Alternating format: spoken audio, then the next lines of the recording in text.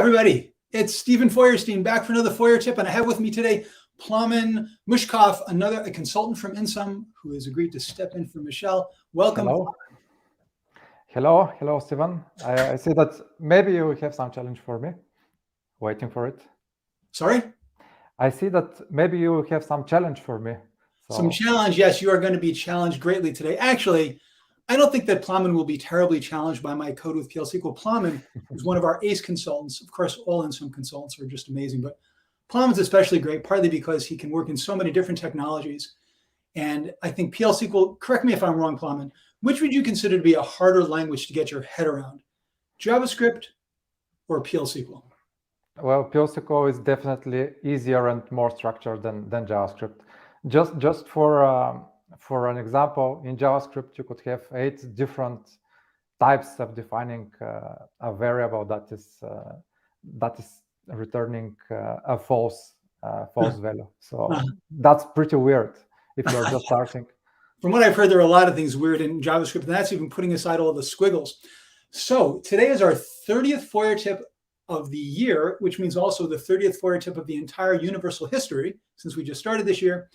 It's our second to last of the year. I'm coming back on December 22nd because, of course, when we told people that maybe we wouldn't have any more Feuer tips, thousands of people got in touch with me to say, Stephen, you must have a Feuer tip right before Christmas. So that's what we're going to do. But in the meantime, we're going to spend today talking about compile time warnings. But before we do that, this is also the first Feuer tip since Apex D2D, which I was very involved in. Plamen also contributed to.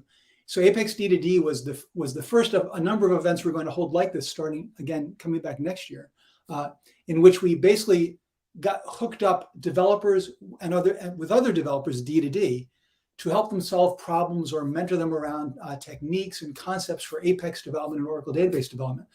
And we think it went really well. Plamen, did you have any sessions? No, unfortunately not, because I was participating in a live conference, the first live conference of the year. But I would be happy to participate if there is a second session. So do you consider that?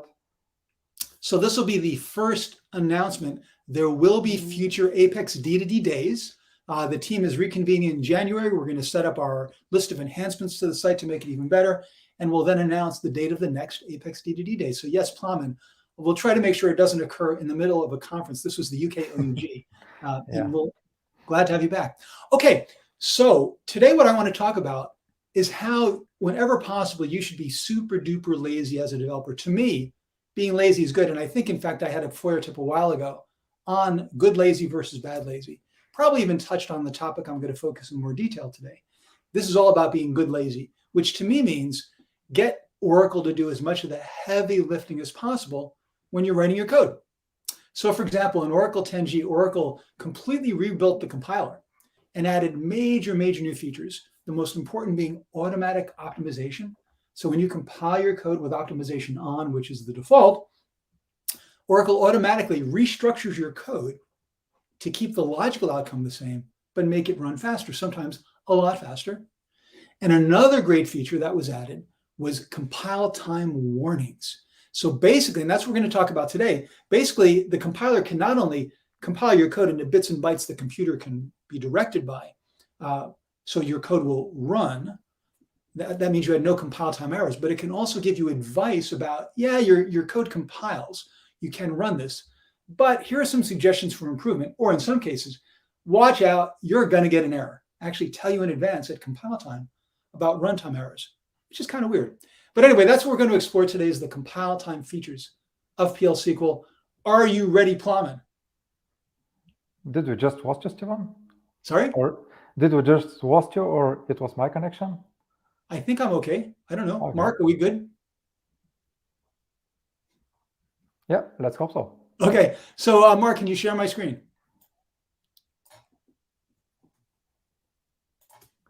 All right, so let's just dive in. I'm in SQL Developer.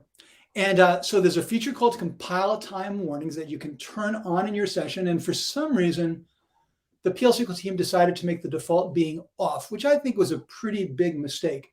So the basic idea is that when you turn it on, the compiler will give you advice about improving your code. Now, even before compile time warnings were added in 10G, several different IDEs that were out there, like Toad and SQL Developer, actually already did this for you. They had their own analysis engines built into their products, and they would give you feedback.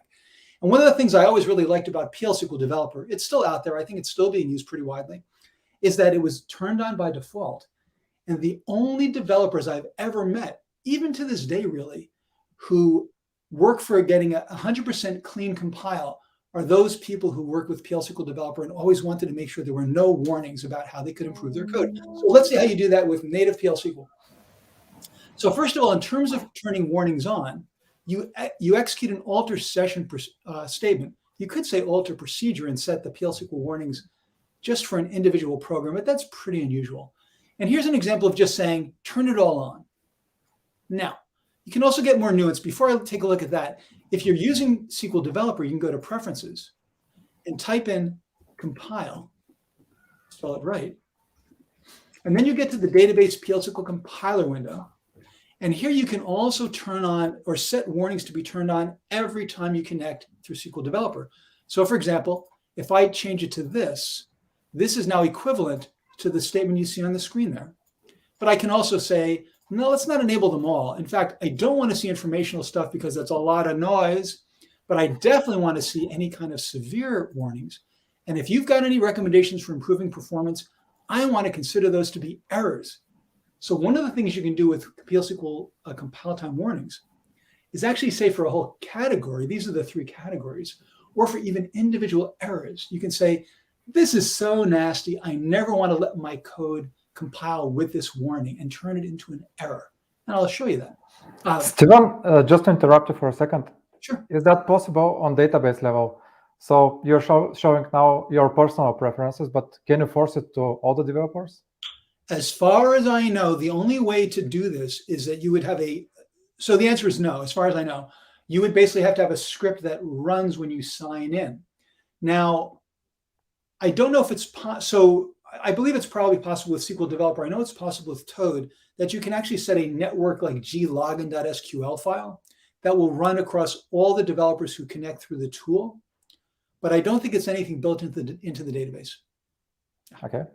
Well, I won't talk about those other things right now. Okay, so for example, here's a much more nuanced kind of statement that you can execute. This says, treat all severe warnings as errors, enable all performance warnings, again, turn off the noise, set 5005 and 6002 to actual compile time errors.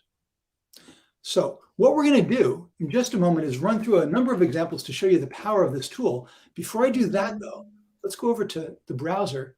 And one of the things I want to make you aware of is you can look at all these different warnings. So if you go to the database error messages document in the Oracle database docs, you'll find by category all the different errors that are defined in the database. And there are something like 25,000 errors in the Oracle database. Guy at Oracle I was talking to last week, they're right now working on a project to, in some cases, make the messages more clear and useful for developers, which is great. And so they've been doing analysis on their errors, and we're kind of surprised to discover 25,000. So okay, that's a lot of warnings. Does anything start with PLW? No. So not 25,000 warnings, 25,000 errors total. Now, if we go down through all the prefixes, you'll see PLS. So PLS are the actual SQL compilation errors. If you get a PLS in your code, that means you can't run that code and you have to fix it. And you can go down and look at the different ones and read some descriptions about them. This is what you'll see. This is actually pulled out of the internal database of errors and displayed to you. PLW are the warnings. So one of my suggestions is simply go to this page and read through it. And you might learn things about SQL you did not know. For example, no copy. So you may not know about this no copy thing, and you'll say, what is that? And then you go look up no copy, and you find out it's a way to improve performance of in-out parameters. So just as a good source of what is there in SQL I'm not aware of, or what recommendations are there that I should be aware of, you could read this. But of course, what you really want to do is put it to use in your compiler. So let's go over to my code again. Let's make sure I'm connected. Now there we go. Reconnect, just make sure. We're going to take a look at some code. And then we're going to run the compiler to see what it tells us about it. So, and this is where Plowman comes into play. Plowman is being challenged. Okay. So Okay, let's see. what I'd like you to do, Plowman, and everybody else, of course, is to read this code and tell me what you think might be a problem with it. Now, these are all just little helper procedures. Doesn't matter for this example. So I'm just going to hide them. So there's the body of my function. Okay. The question is, do you see any possible problems with this thing? Well, I see a pattern which I wouldn't use in general because I usually put the return statement at the end of my function. I see that it is here in different places in your code, but I don't think that you could anytime go to a return statement. I mean, you might have a case where you don't hit a return. Is that correct? Excellent analysis. So what Plowman did was identify what he thought was a weakness in the way this code was structured, which leads directly to the warning and, in fact, a really nasty runtime error that you'll get if you don't check with the warnings. So what Plowman was talking about is seeing multiple returns. And you've probably heard me say this before, but I like to think of functions as funnels. It funnels down through all the code you're going to run to the last line in your executable section, which is return. And if the last line in your executable section is always the return for your function, it's pretty likely that unless there's an exception, you're going to return something. Now, what he's noticed here is that when you have multiple returns, it also raises the question in anyone's mind, is there a way that I could run this function and not hit a return? Let's find out. So I'm going to turn on warnings. I'm going to compile the function. Come on, you can do it. You can do it. Really? Come on. Compile. What's going on? Yeah, not so difficult function. Wow, well, that's fun. Okay. Oh, and it had warnings, so it had to do all the warning analysis. Okay, so let's take a look at all the warnings we got.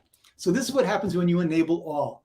And then we can talk about fine-tuning it. So first of all, my function omitted optional auth ID clause. So, and again, this is a really great way to learn about PL SQL. Probably a bunch of you, or certainly I know that a lot of Oracle database developers don't know about the auth ID clause. That's called invoker rights or definer rights. And I should do a Feuertip on that. But it's telling you left out the auth ID clause and the definer is the default. Not a big deal. Here's the big one.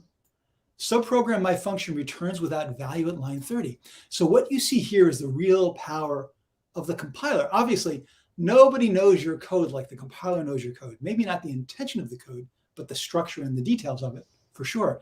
And what it did was read through the code. I don't know the ways it does it. I couldn't write the analysis to do this, but it found that there was one way out of this function that does not return a value. And it's pretty easy to see for us, right? It's right here. This returns, this returns, this returns.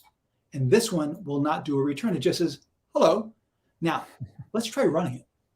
So the code compiled, right? These are all warnings. There's no PLSs here. And I run my program. And I get what I consider to be an incredibly embarrassing error. Notice it's a, where's the PLS? It's not even a PLS. It's ORA 6503. Function return without value. To me, no user should ever see this error, if only because what it really says to them, if they thought about it, is, oh my God, Stephen never actually tested this program. Look at that. It doesn't even return a value. So very embarrassing. And that's why, to me, this is one of those things that would be really nice to turn into an error, which we're going to do in just a second. But let's keep looking at this code. It's amazing how much you can get out of these warnings. So we got this one. Then notice it says uncalled procedures removed, procedure removed after unlining. I'll touch on this briefly. In fact, I'll touch on most of it in a moment. But just so you know, if you set your optimization level to 3, which is what I've done here, the default is 2. But if I set it to 3, which is the recommendation from the PL SQL team, then it automatically inlines your function calls. So what it did right here is say, oh, you got this log error program. I'm going to find every place I call log error. Oh, it's not even called. It's an uncalled procedure. Okay.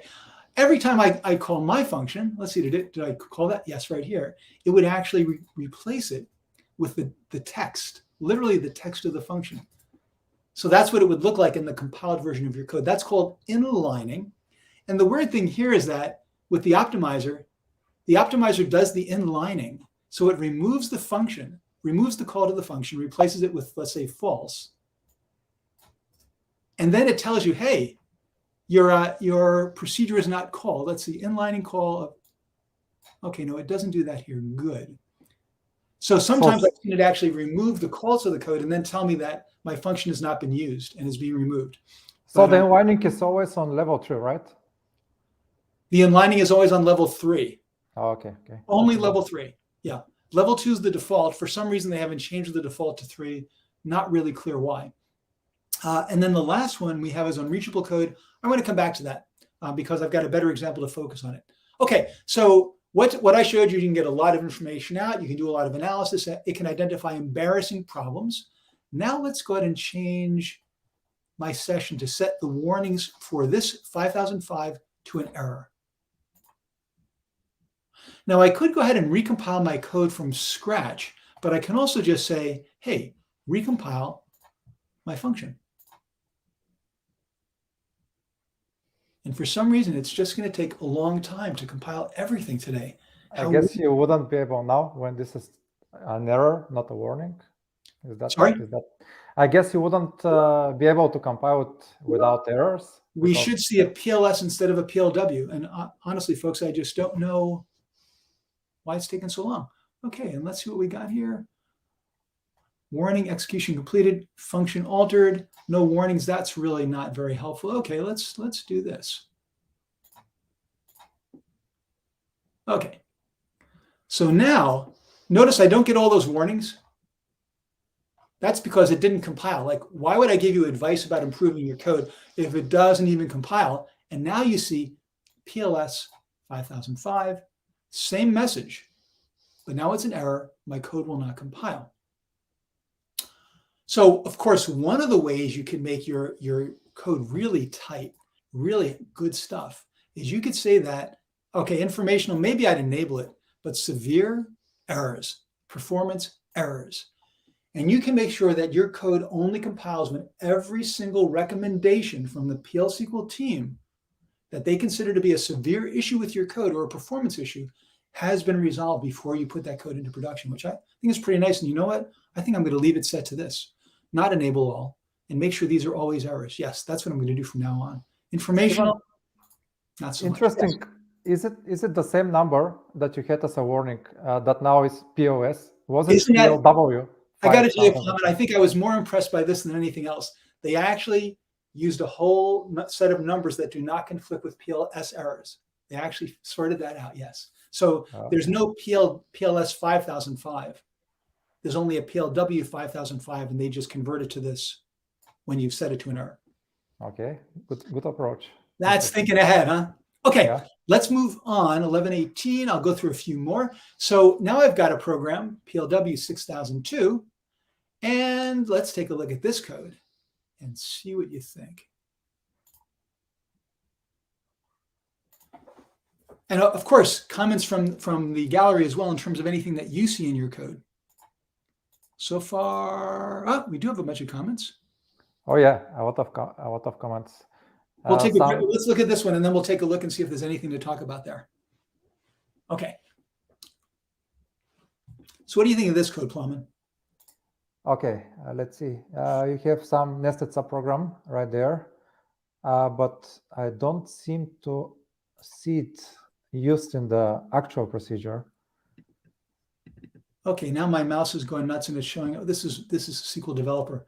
I do a. So you define it, but never use it, as I see it. Right. So nested program is defined, but never called. Okay. Anything else? Okay, I see one no at the end. I don't know if it is correct or not, but maybe if it is something weird, there would be a warning. I don't know. With what? I'm sorry. With the no at the end. The null at the end. Okay. So one question is, why do I have a null here at the end? In other words, I'm not doing anything. And this is not a common pattern in that you don't use go-tos very often. But if you're using a go-to like this, which is to say, just I'm done, go to the bottom of my program, obviously very unstructured. The label cannot be the last thing. It cannot be the last thing in the program. You have to have an executable statement after it. So that's a common pattern if you're using go-tos to just. Yeah, and now the biggest one to me is the Boolean variable that you have an if statement with that. So I guess it will always fall on the false statement and never go into the other one of the if statement. So you would a section that would never be executed in any case. So here we have, excellent, go ahead, sorry. So maybe you have put the false value for that variable on purpose because you're on dev or you're trying to test something. I have cases like that where I hard code some values, but I always put comments just next to it so that when I need to go to test or UAT, I replace it with the actual value. So that's an interesting point. So you're saying that if I was going to do this, I might have something like to do remove production. Yeah, exactly like that. But in this case, I guess it will be a warning for you because you never fall into one of the statements. Excellent. So here we have a very simple piece of code. So Plowman was able to walk through the code and say, wait a minute, if this is false, this is never going to run. That's unreachable code. But even better, let the PL/SQL compiler do it for you. So in the real world, you have a package with 1,000, 5,000 lines of code. You compile it, and it might identify whole swaths, whole chunks of your code that cannot possibly be executed. And that's what we have here. And it tells us automatically. So first of all, it tells us, hey, you created this subprogram, nobody's using it, it's gone. But the next one, the more important thing here is unreachable code. So it found that on line 12, which is 4 plus 12, 16 right here, this code will never be executed. I'm sorry, this code will never be executed. And again, isn't that the sort of analysis you want back before you go into production? Because among other things, you might say to your manager, yes, I tested my code and it works really well, which would be great. But if your manager is technical enough to then turn on Compiletime warnings, compile your code and say, you've got 75 lines of code that can't even be executed. How can you say you've tested it?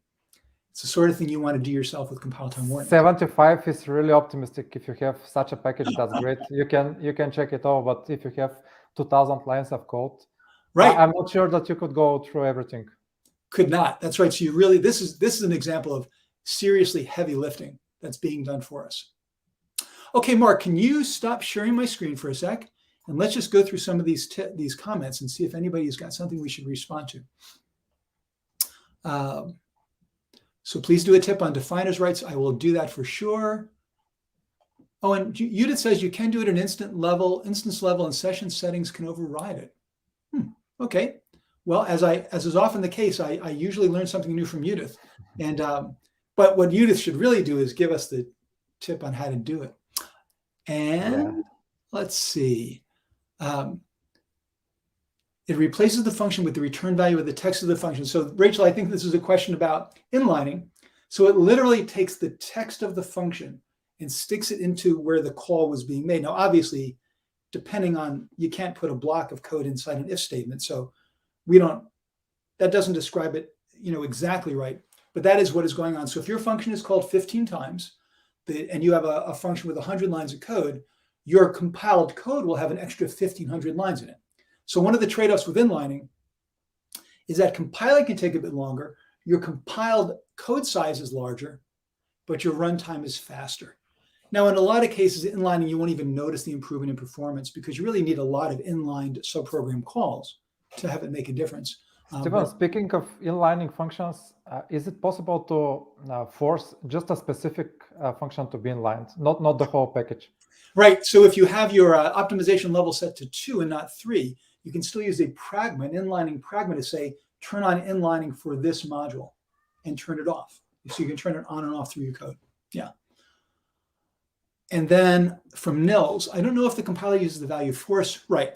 Thank you. So that's what Nils was just explaining what I said. Thank you, Nils. Judith, the same as well. Okay. So mostly excellent explanation from everybody on inlining. And yes, as Nils said, don't use goto. In terms of a warning, it might not be a bad warning. I mean, we could probably have a long debate about gotos. I've used gotos in my code, though very rarely, and I think there are use cases for it. But certainly as a replacement for writing structured code, goto is a no-no. To me, the main use case around goto is if you're maintaining somebody else's code, you've adopted some legacy code, tens of thousands of lines of code, and a bug surfaces, and you need to go into somebody else's code, which is a mess. Stephen Feuerstein wrote it. And you need to go and make a little bit of a change and get out. That, I think, is a really good use case for go-tos. Okay, let's go back, share my screen. Let's look at a couple more, and then we'll sum up. There's so much we can talk about. Oh, and so if you want to see more of this, in fact, let's do this first. Let's go over to Live SQL. So if you go to livesql.oracle.com and search for warnings, it's funny. I have what's called a vertical mouse. So my hand is sideways instead of flat. It's much better for your wrist, but it also means it has a very high profile on my desk. So my hand is constantly hitting it and knocking it over. So can we get back there? Thank you. Let's try that again. Warnings. But yeah, if you're having any trouble with your wrists and tension around your wrist from holding the mouse too long, check out Evaluant. It's the vertical mouse. So you can also, if you search for warnings, you'll find lots of scripts, many of the things I've been showing you here as well. So there are so many different ways to use warnings. So don't forget to check that out. So let's look at a couple more examples. So 6009. All right, so since we're close to the end of the session, I won't go through the Q&A with Plowman and put him on the spot to answer things. One of the warnings that was added initially in PL SQL is to let you know if you're not re-raising an exception. So the old when others then null, essentially, like this, return null or null. These can be very dangerous because you're swallowing up the exception. An exception occurred, but you're not re-raising it. So the 6009 warning tells you that it found an exception handler that did not re-raise an exception, which is quite valuable. But many of us will have a procedure like a logging program that will log the error and then re-raise it back out. And those were not recognized by 6009. So here's a little tip around 21C. As of 21C, you can actually add this pragma to your logging and raising program. And it basically says, hey, if this is the program that's being called from the exception handler, then don't worry about the lack of a raise because it's doing the raise inside this procedure. And I was with Oracle when they were working on that enhancement, and wow, it was amazing to see how much time the PL SQL team spent just sorting through how to implement that feature and what was the best way to do it. Okay, and let's see, this is also a really lovely warning. This alone makes it worth turning on warnings. It will actually tell you when it detects that at runtime, you're going to have an error. Now, why this is not a compile time error, I'm not sure, but you can turn it into one. So basically, this code will allow me to say, or this warning will allow me to catch the fact. Oh, did I freeze up? No, let's run it here. Oh, I think I need to reconnect. Let's try it. Oh, I lost my connection somehow. So what this will do when I try to compile the code is say, you've got an issue that might arise here. You've got an issue that might arise here. And it also will tell you about unreachable code as a result too. There's some cascading effects, but I'm not sure why it's not. Well, I think the result is obvious. Yes, in this case, the result is obvious. The point is, of course, in more complex code, you might not see things like this. And I seem to have lost my ability to run this code. There we go. Thank you. Okay. So an operation will raise an exception. So two of those, this one and this one. And then I also have an unreachable code. So basically what it said here is that because, and it's line 7, so because of this error, you'll never get to this. So this is an example of where you see some cascading effects within the warnings, which can be kind of weird. But in any case, that is a great warning to treat as an error. Now let's see what my last one is that I pulled out of the, oh yes, I also really like this one a lot. So let's take a look at this code, Plum, this will be your last test. Yeah, sure. Does anything catch your mind here about potential problems? It's probably not the best way to do it. Okay, I have a cursor, opening the cursor, fetching, going through the index. So what do you expect it? Yeah, I got to say, let me take it back because it's not a great example of the. So let me compile the code. And what it tells me here, this is the one I really wanted to focus on. Bulk yeah, but there is a default limit. 100 or 1,000? I think There is 1,000. not. There's only a default limit if this was a cursor for loop. Oh, Whenever you do a okay. fetch bulk collect, you should always have a limit clause that says, only get 100 at a time. Now, the reason I wanted to shortcut your analysis is that this is a terrible example because I'm obviously getting all the rows anyway, but it's more like you have bulk with limit. Come on. Bulk limit. If I have a situation where I'm opening the cursor and fetching with bulk collect, not having a limit clause here would be really disastrous because you could run into PGA issues and blow out your memory. So I think this is a really nice performance warning. What I wish they would also add, and you can see it, it's in fact, interestingly enough, the very latest warning ever added right here, way at the bottom.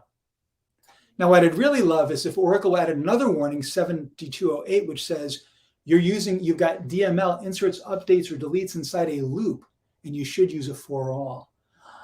That would be so much better than this warning, but maybe in the future. Okay, so lots of different examples to look at here. Live SQL. Now, also, if you have access to my demo zip file, which has thousands of scripts from over the years, you'll find lots of PLW scripts. Some of these are loaded on Live SQL, some not. And I just got around to finally repositioning the download of this file. So if you go to stephenfeuerstein.com, everybody's favorite website on the internet, you can see. So I think that this answers Alberto's question, because okay, how to get the file? All those examples are included inside of those. Right. So come to stephenfeuerstein.com, click on download demo zip, and you'll have all the files that I was just showing you, and literally thousands more. Okay, stop sharing my screen, please. That uses up our time for today. Thanks, Plamen. That was a lot of fun. Especially since Plamen agreed to take on doing this morning. Nice stepping in at the last minute. Thank you. So what we're going to do now is switch gears. We're going to talk about a favorite cultural artifact. Plamen's going to offer it up today. And then we're going to ask one of you to pick from the three organizations. I'm going to show the three organizations, and we're going to answer questions too. So Plamen, have you decided who should be picking today? Well, a lot of participants today. I think Rachel maybe can give us some suggestions. All right, Rachel, you get to pick today. And so we've got the ocean cleanup. We've got conserve or save giraffes, some truly amazing creatures. Just from an evolutionary standpoint, the way their neck works and the internals of their neck, it's really quite astonishing. And by the way, it makes a mockery of the idea of intelligent design. And then Earth Justice, because the Earth needs a good lawyer. So Rachel, let us know which one you'd prefer. And I guess that was I doing infinite. Yeah, there we go. You can turn off my screen again. Thank you. And by the way, Rachel, I really enjoyed our session at Apex DDD. That was a lot of fun. Now, do we have any other questions that we should take a look at, or did we catch up? I think so. I think we caught up. Yuda says Tyler cannot know the size of the result set. Right. So omitting limit can be fine in some cases. I'm not sure what you mean by that. Okay, so we got an ocean cleanup from Rachel. Thank you very much. It's certainly needed badly.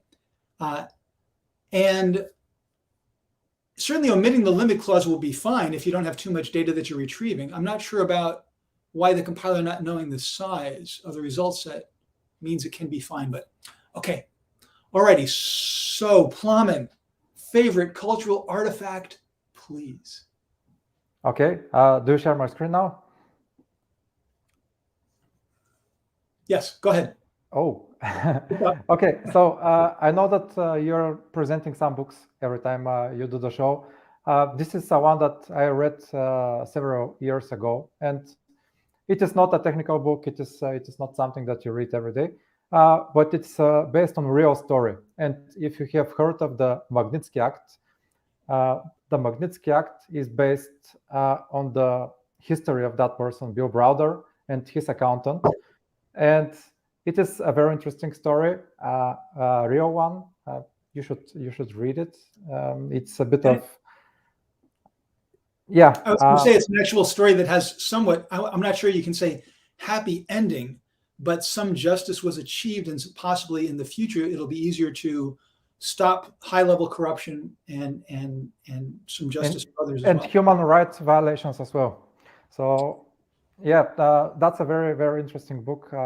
I highly recommend it. It's I read it for 2 days basically, and it's not a small one. So you can tell that it's pretty interesting. All right. Thank you, Plamen. And can you share? Okay. So, and I was actually going to offer a non-cultural artifact of favorite activities, but I'll wait till the 22nd.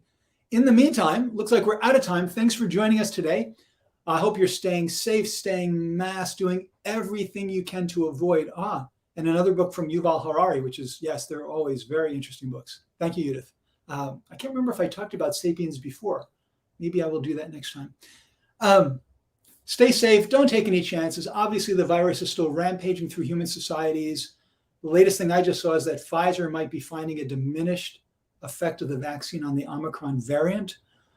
So don't take any chances. You don't want to get this disease, and you want to get vaccinated. Hope you have great holidays, though. Again, I'll be back on the 22nd. If any of you are really yearning for some pre-Christmas fun, you're going to find it right here in 2 weeks. Again, thanks, Plamen, and we'll see you all soon. Take care. Thank you, Stephen. See you.